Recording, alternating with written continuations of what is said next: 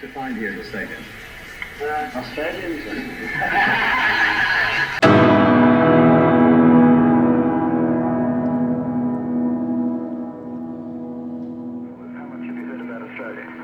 A lot.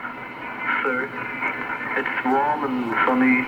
Wonderful place anyway. Have you got a message for the teenagers of Australia?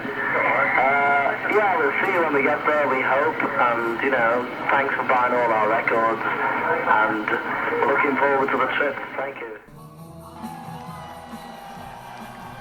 Adelaide. Not the first city you think of when you think of Australia.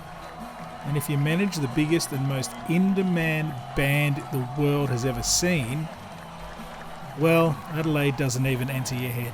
Well, not in the 1960s anyway. The Beatles, in the course of only 14 months, had gone from a talented but unnoticed band outside of Liverpool and Hamburg to being the biggest musical act the world has ever seen. The Beatles, after their appearance on US television in February '64, were then primed for a world tour. Australia was listed for their scheduled world tour from June to August 1964. Australian promoters in London had been rallying to get the Beatles to tour Australia since mid-63, after the success of the Please Please Me album. So Australia in one sense were ahead of the game with recognising the Beatles as a drawcard. The fee at the time was only £1,000 per week, but that soon increased to £2,500 as the Beatles' popularity grew in England. But if you were the world's biggest band and Australia was on your list, obviously Sydney and Melbourne and maybe Brizzy will be the places to play. Adelaide? Where's that? This wasn't good enough. Adelaide's a fine Australian city, worthy of the Beatles. Poor Adelaide. Even today, it is only the 6th most visited Australian capital. So why would you want to go there from halfway around the world to a city you've never even heard of? In the 60s? So unlike Sydney, Melbourne and Brisbane, a given for any international band to play in, Adelaide had to fight its way to get noticed and a place on the Beatles' bill. And this is that story. How Adelaide showed the Beatles, Australia and the world just what a fab place it is. Australia had international acts visit before the Beatles. Buddy Holly, Jerry Lee Lewis, Little Richard, Sinatra, Cliff Richard in '61 and then the Beach Boys in '64. The Beach Boys had just played in Adelaide in January. So it wasn't as if Adelaide hadn't had its share of big acts visiting before. The city could do it. So how could Adelaide be in contention for the Beatles? I mean, it's out of the way. It's got a small population. The venue has a small capacity by a couple of thousand. This could not make money. The lack of money investment made it hard to justify the move.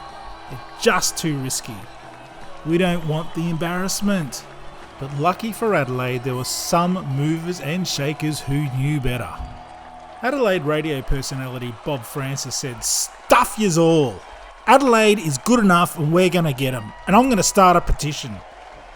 He was expecting about 3,000 signatures, probably a little futile, but he ended up getting 80,000. 80,000! But impressive as 80,000 signatures was, a single petition does not necessarily mean that people are going to buy into getting the Beatles to Adelaide. Adelaide needed something a little more tangible and solid, something that the promoters couldn't say no to. Enter Ron Tremaine.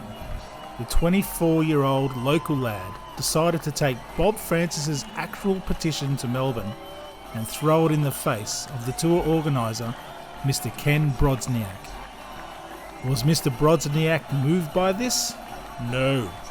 It took 2 days of toing and froing to get Mr. Brodsniak to even remotely consider sparing a couple of concerts for the City of Churches. The venue in mind, Centennial Hall, was relatively small compared to the other venues in the other capital cities. Only 3,000 per show, 4,000 less than Brisbane, Sydney and Melbourne. Therefore, less revenue overall. Then there's accommodation, travel, security, etc., etc. It all adds up. Then there's the Beatles. I mean, they've never heard of Adelaide. So little Ron from Adelaide thought about this and realised it was all coming down to one thing: pennies and pounds. He then, amazingly, pulled off one of the most extraordinary "I know a guy who knows this guy who knows a guy. It's not what you know, it's who you know" feats of bizarre luck ever pulled off in the history of Australian business. Ever. So what to do, Ron? Well, this is what he did. Ron picks up the phone and makes a call to his father-in-law, Tom Morris, who happened to work in John Martin's department stores, probably the biggest retailer in all of South Australia at that time. Tom Morris somehow, after hearing Ron's story of what wasn't going down in Melbourne with Mr. Brozniak, got an audience with John Martin's big boss, Mr. Ian Haywood, and, using all his powers of persuasion, managed to get Mr. Haywood's support and some much needed capital to see this event happen. Well, Mr. Brozniak, what do you say to that? All expenses covered. None of it's going to come out of the Beatles budget, with the help of John Martin's Ian Haywood, Tom Morris, Rod Tremaine, Bob Francis's efforts, and the vision to see John, Paul, George and Ringo's music show come to Adelaide and make it an official Beatles City. Who would have thought that Adelaide, the back blocks of Australia, would host such an unforgettable event? Bang! It was a goer.